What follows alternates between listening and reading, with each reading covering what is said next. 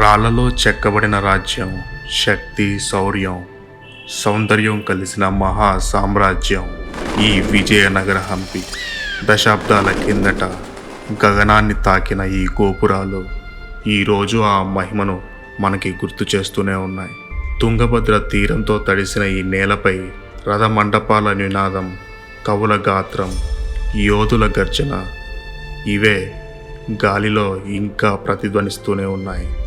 హంపి ఇది కేవలం ఓ చరిత్రక స్థలం కాదు, ఇది మన భారతీయ ఆత్మను ఆవిష్కరించే అజరామరం గాథ.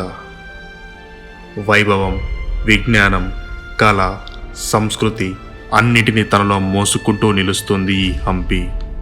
యునెస్కో ప్రపంచ వారసత్వ సంపదగా నిలిచిన ఈ నగరం ప్రతి రాయిలో ఓ గాథను చెబుతుంది.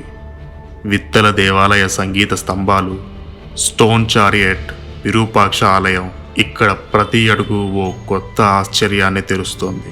హంపి మీరు చూడాల్సిన ఒక అద్భుతం, అనుభవించాల్సిన ఓ ఆభరణం. హంపి కర్ణాటకలోని బళ్ళారి జిల్లాలో తుంగభద్ర నదీ తీరంలో ఉంది. ఇది క్రీస్తు శతాబ్దం 1336లో సంగమ బ్రదర్స్ హరిహర బుక్కరాయలు స్థాపించిన విజయనగర సామ్రాజ్య రాజధాని. 14వ శతాబ్దం నుండి 17వ శతాబ్దం వరకు దక్షిణ భారతదేశం మొత్తం పాలించింది. హంపి కాలంలో ప్రపంచంలోనే అతిపెద్ద సంపన్నమైన పట్టణంగా పేరుగాంచింది. పర్షియన్ మరియు యూరోపియన్ వ్యాపారులు దీనిని ఆసియాలోనే అత్యంత ధనిక నగరంగా గుర్తించారు. హంపి సామ్రాజ్య పతనం 1565లో జరిగిన తాలికోట యుద్ధం విజయనగర పతనానికి కారణమైంది.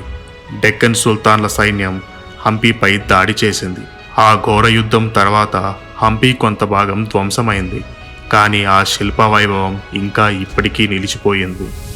ప్రతి సంవత్సరం ప్రపంచవ్యాప్తంగా వేలాది మంది పర్యాటకులు ఈ శిలాకళను చూసేందుకు వస్తుంటారు. హంపి ఉత్సవం నాట్యం, సంగీత కళలకు వేదిక అవుతుంది. జీవితంలో ప్రతి ఒక్కరూ ఒక్కసారైనా హంపిని దర్శించాల్సిందే. మరి మీరు ఈ వీడియో మీకు నచ్చిందని అనుకుంటున్నాను. నచ్చితే లైక్ చేయండి, షేర్ చేయండి, ఈ ఛానల్ని సబ్స్క్రైబ్ చేయండి. ధన్యవాదాలు.